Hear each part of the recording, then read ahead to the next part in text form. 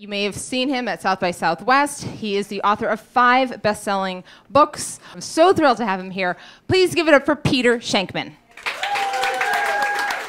So I'm sitting there, like, massively ADHD, and I'm thinking, I really should have looked at what I was agreeing to do for Robin. Because I speak all the time. I give corporate talks, like rooms of 20,000 people. And I tell stories, but they're not like stories of, they're not this. And so in my last story, I was very thankful that Gianmarco cursed, because I do that. And I'm like sitting there like on my phone putting stuff in Google Keep going, okay, so this is what I want to talk about, and I have a list. But essentially when I called my dad in between sets, I'm like, I don't know what to, he's like, dude, your whole life is a funny Jewish story. Just tell the whole life. And so that's what I do. Because I was born in New York City, public school Jewish kid. And I say those two things intertwined because my parents were public school teachers, which meant that I went to public school, and I'm very thankful I did. Thank you. New York City public schools, best in the world. Yeah. I have a 4-year-old daughter right now who's currently in pre-K. And pre-K, you wind up sending them to private pre-K. And as soon as her year is over this year, she's going to public and never looking back, because she's in the Stephen Wise Free Synagogue and Early Childhood Development Center. And 2 months in, I asked the rabbi for a meeting, and I said, Rabbi, I'm just curious, what part of the Stephen J. Wise Free Synagogue and Early Childhood Development Center is free? Because it seems to be a little misnamed. But yeah, so I mean, I grew up in a public school kid, and when you grow up a public school kid in New York, and you're Jew, there are two things that happen. You either become super friends with all the other Jews, and you go to B'nai B'rith, and you go and you do birthright, and you do all those things, or you're not cool, and you have the social graces of a piece of squash. And you have, not only do you not have any regular friends in school, but they all make fun of you for being Jewish, and you can't find your Jewish friends because you don't have those either. So I fell into that camp, which was kind of ironic because my dad at the time was president of the temple, and like directed the temple choir. I was president of the men's club, and if you know, growing up, and I was a conservative, like barely, right? We went to Rosh Hashanah, we went to Yom Kippur, and then we'd go to a few Friday night services because my dad was president of the temple. And when I was 13, I'm totally gonna look at my notes. When I was 13, I got bar mitzvahed, and it was one of those things where I started to learn that I was God's gag reel, because I got bar mitzvahed to the longest parsha in the Bible, the longest Haftorah, Bereshit, which literally is the entire time that every speaker has been up here telling stories. It's like 37 pages. And at that point, we didn't know I was dyslexic. So I was in school all day, public school, reading, left to right, and then reading right to left, and I basically just come home crying every single night. It was totally. But the funny thing is that what I thought I was getting made fun of for being Jewish, and I thought I was getting made fun of for like being, I was getting actually made fun of because I had massive ADHD. But in the 80s, that didn't exist. It was called sit down, you're disrupting the class disease. And so, it's true. So trying to be the class clown or trying to do it was actually my way of trying to self-medicate, of making people laugh, was getting that dopamine, getting that serotonin that has actually wound up making me very successful, but I didn't know that at the time. So here I am, when you're ADHD, you love the things that you're really good at and you hate the things you're not. So I'd be sitting there in English class, like writing huge papers when I was like in 4th grade, like getting the best scores on my English test, and then I'd go to Hebrew school. And in New York City, Hebrew school was like 2.5 hours twice a week during the week, and then like the weekend for like on Sundays for like 4 hours. It didn't go over well. And I actually figured out how to shut off the power, not only to my parents' apartment, to the entire floor on my apartment building, so their alarm wouldn't go off in the Sunday morning, so they might oversleep and I wouldn't have to go to Hebrew school. Long story short, like most New York City conservative Jewish kids, I got bar mitzvah at 13, I got through it, immediately puked out everything I'd ever learned about being Jewish, and then I'd go to temple twice a year, Rosh Hashanah, Yom Kippur, and the occasional Friday night service, the occasional funeral, whatever, that's what we did. I had one grandmother growing up, Grandma Betty, and she was just grandma because my dad's parents lived in Florida. My mom's dad died when I was like 9 months old, so it was just grandma. And Grandma would babysit me when my parents went out. I would get dropped off at Grandma's house when my parents had to go to teachers when they go to school early. They'd drop me off. Grandma would make me Grandma's cream cheese, which was actually just regular cream cheese that she'd stir milk into to make it smoother. And I'd have Grandma's cream cheese and bagel every morning, which is, I'm sure, the reason with my really unhealthy obsession with carbs and why I have to be in keto. And otherwise, I would just gain a lot of weight, so I'm at a fucking ice cream show tonight, which is just great. But she was just Grandma. And Grandma primarily served as a source for my amusement. Because my ADHD and just being an only child, whatever, I just did everything that was funny. And my goal in life was to make my parents laugh, especially my dad. Because if I could make my dad laugh, I kind of felt like I wouldn't get in that much trouble, usually because my mom would get pissed that my dad was laughing and they'd wind up fighting and they'd forget about me. We had like most Jews, we had a house, a summer house. Not like most Jews, we had it in Maine. And we're in Maine for like 3 summers in a row, and my grandmother would come up for like a month. And we had these huge closets. And I hid in the closet one night. And my grandmother came in. She's probably in her 70s at this point. And she comes in and she reaches into the closet, I think to put her dress back, whatever. And as she reaches in, I reach out and grab her hand. Figured, oh, haha, this would be funny. She fell backwards on the bed. I thought I killed her.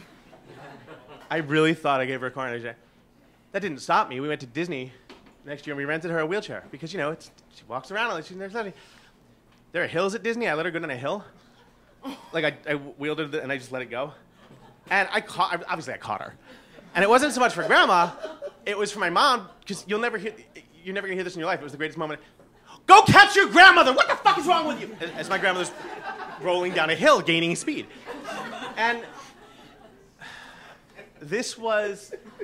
my grandmother served as a source of my amusement. And I was very close to her. And she died when she was 98. I mean, she shut down the bar. But the last, she passed away in 2008. And the last 7 or 8 years were tough. There was dementia, there was Alzheimer's. It was tough. And it was tough on my mom. And when I got the phone call from my dad that she had passed away, they were at the hospital, I was sort of a little bit relieved because I knew she wasn't in pain. I knew my mom wouldn't have to deal with, suffering, feeling guilty and all that. And I had this flashback to a story that my grandmother used to tell when my grandfather died, her husband. My parents had been married like 2 years, and I was 9 months old. And my mom wasn't really religious, but my father was a little more, not tremendously, but a little, he knew the prayers at least. And he asked permission from my grandmother to say Kaddish on my mom's behalf for his father-in-law. And my grandmother thought this was the most wonderful thing. My mom swears that was the moment that my grandmother started loving him more than her own daughter. But I guess that stuck somewhere in the back of my head. And here's my grandmother. We just buried her. And we're back at my parents' house. We're sitting Shiva, and I go to my mom. I remember this as an out-of-body experience, because I remember my whole body going, dude, don't do this. You don't know what you're getting yourself into. Don't do this. And I couldn't stop myself, and I went to my mom, like, Mom, I'd like to say Kaddish on your behalf for Grandma. And I remember an out-of-body experience, the rest of me going, what the fuck what did you just do? Do you realize what you're going to have to do?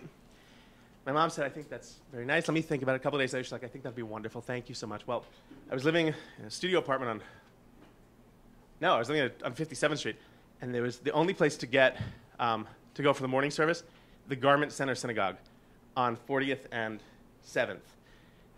Basically, it's a transient synagogue. All the people who come to work from Long Island, New Jersey, from the Shmata business, they go there for the morning prayers. I was the youngest person by a factor of 4. And I start going there. And the nice thing is it's funded by Jackie Mason and people like that. So the dues are literally $250 a year. It's obscene. And so, not like the Stephen Wise Free Synagogue in early chapters. But, so I go there and I start saying Kaddish every morning. And I don't read Hebrew, but I know that I have perfect pitch. I went to high school performing arts. I'm a singer. I know the songs, and I can fake the words, and they come back to me. A couple of weeks in, Rabbi goes up to me and goes, so I see you joined the temple. It's good. You joined with your parents. So and I told him the story. I'm like, I'm here, Kaddish, my grandmother. And I'm like, oh, that's lovely. That's wonderful. What's her name? And he says, so you speak in Hebrew? I'm like, oh, yeah. Yeah. And I'm in an Orthodox synagogue. Of course I do. Why else would I? And I figured he'd let it go. Because I was stupid. And you ever had a rabbi toss a siddur, or toss a Bible, a siddur into your hand? Like toss one? Like from 3 feet away? Like the most casual thing in the world, knowing he has your ass? He tossed me and said, read something. Read it, if you guys don't see it, maybe you brush up on it, you lead a service. No, I have to get, read something. Okay. Open to a random page. Behar. Al. Taco. 4. 3 words. He takes it back. Puts his arm on my shoulder. Peter, I understand. So, services, they start at 7:45. You're going to come at 7:20 every morning. For the next year, you'll learn Hebrew again. It'll be good. See you tomorrow at 7:20. Walk out, literally, what the fuck was that? I walked to my Orthodox synagogue eating a bacon, egg, and cheese sandwich. I call my mom. Like, hey, just want to let you know where we are here. She starts crying. This is wonderful. This is Grandma's legacy to you. This is the most fun. Yeah, you know what? Another good money would have been like a kick-ass legacy. Money would have been a great. But I did it. And when I wasn't traveling for work, I went to temple every morning. And Grandma made sure I relearned Hebrew. And now, I'll be damned if I don't go to the Garment Center synagogue once a week, once every other week. Just drop in for a morning service. They have my name on the call list when they can't get a minyan, like in a snow day or whatever, to the point where like they've never dealt with anyone like me. I come into the rabbi's office, I'm like, hey, I bought a domain name. Oh, that's the thing that lets you go onto a web browser. Because instead of calling, it should be able to do it automatically. So I bought the domain jewoflastresort.com, and I'm going to make an app. This is me. And I figured that was Grandma's payback, right? Fast forward to 2010. My dad always had a saying, whenever I do something stupid, which really was just getting ADHD, dopamine, and self-medicating, like I'm a licensed skydiver. What the hell's wrong with you? Jews don't skydive. I'm a 2-time Ironman triathlete. Jews don't do Ironman. We don't exit. We get on. We buy a treadmill and we put clothes on it. What the hell's wrong with you? I'm in the running portion of my first Ironman in Cozumel, Mexico in 2010, which means that I'm sitting there trying not to die, and I'm walking most of the because it's a 2.4 mile swim, 112 mile bike ride, and not a full marathon, all within 17 hours. And I'm at mile 14, and I'm walking, and this guy's walking next to me, and he says, "Oh, you're tired?" I'm like, "No, asshole." Like, you're walking too. Shut the fuck, What's your name? My name is Peter. My name is David. Oh, my grandfather's name was David. Okay, so I start talking to David. Turns out he lives in Jersey. We're both in Cozumel, Mexico to do this Ironman. He lives in Jersey. Oh, and he's an Orthodox Jew. We exchange numbers. He looks me up, right? Starts stalking me, calls me, emails me. We should work out. He's like, you swim? I'm like, well, yeah, I did an Ironman. Stupid fuck. No, I have a swim group. You'll meet them. He's like, meet me Friday at Brighton Beach. That should have been my first clue. Picks me up at 5 a.m. We get to Brighton Beach at like 5:45 a.m. It's me, David, and 14 Orthodox Jews. To the point where we do morning services and then go in the water. David has been my triathlon coach and my best friend for 7 years now. He has me in this goddamn to fill in a WhatsApp group, which is solely made up where every day you have to type done if you put your to fill in. Otherwise, at like 20 minutes before sunset, they start calling, Peter, 15 minutes, where are you? It's okay, he's in Asia. He did it this morning, which was his night. I did the Atlantic City Half Ironman 2 weeks ago, and at 5:55 a.m., so start time at 6:45, at 5:55 a.m., we're in the damn parking lot in our, I don't wear a wetsuit because if you're taking it off, I kind of look like a manatee on a dirt road, but so I'm in my bathing suit, everyone else in their wetsuit, and we all have our talis on, and we're saying the morning prayers. And because it was like 30 days to whatever the hell holiday, I don't know, someone brought a shofar, and he's like, Peter, you have a musical background, blow the shofar. And so I blow the shofar. You ever seen 700 half Ironman attendees think that was the starting horn and go, fuck! Wait!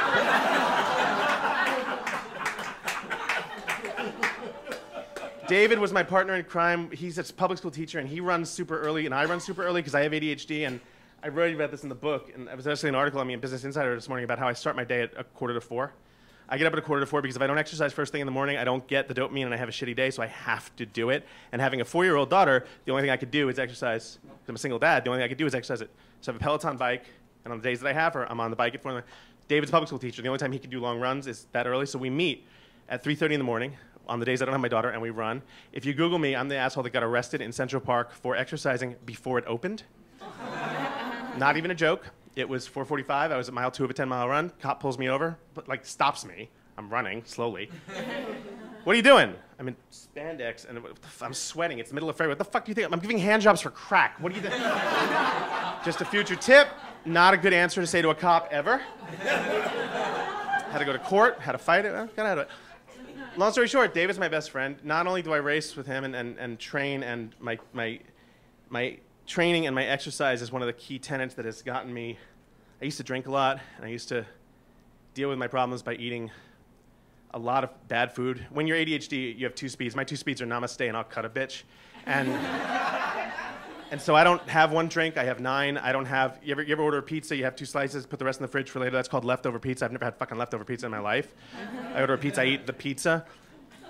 I got divorced last year and I would run with David twice a week, and that was my therapy, and that kept me sane. And at the end of the day, everything that has been good for me has come out of Grandma. And I think that it's funny that it's come out of Grandma in like the worst possible best way, right? I couldn't just meet a Jewish friend who like would hang out with me. No, I had to meet one who trains me for Ironman, and we have to run 10 miles at 3:30 in the morning. And this is all Grandma saying, push me down another Disney hill in a wheelchair again, bitch. I will make you pay back for that. And looking back on it, I realize that she's watching me, and she's keeping an eye on me, and she's sitting there going, my stupid, stupid grandson, who, you know, I could do all these things. I could start and sell companies. I could do all these great things, but I never really knew how to take care of me. And that was always the thing that was missing, was I'd work my ass off because I always sought approval. When you're ADHD, you always think that you're, no matter how much success you have, you always think that you're a complete imposter. Imposter syndrome is such a real thing. And I never knew how to take care of myself. And I think that through Grandma, in just these random acts, I kind of learned. And so I'll leave you with this last thought, which is the concept that I married a woman in 2011 who's the mother of my child, and she's still we're wonderful friends. Her last name is Shalom. You'd think, with a last name like Shalom, she'd be the Jew in the marriage. About 8 months after we get married, her grandfather dies. And we go to the synagogue, and then we go to the funeral, and then we go to bury the cemetery. And we go back to their house in Jersey, and her family is there, like 50 people are all there, and the rabbi wasn't. And it was getting towards sundown, and they had to say Kaddish, and they're freaking out because no one knew how. And I stood up, and I said to my, at that time, father-in-law, I'm like, I'm happy to lead the service if you'd like. And I did. And that was the moment, even though I'm divorced now, that was the moment where I realized that her father loved me more than her. So, Grandma Betty, I never should have underestimated her because she has saved my life on multiple times. Thanks, guys. Yum's the word.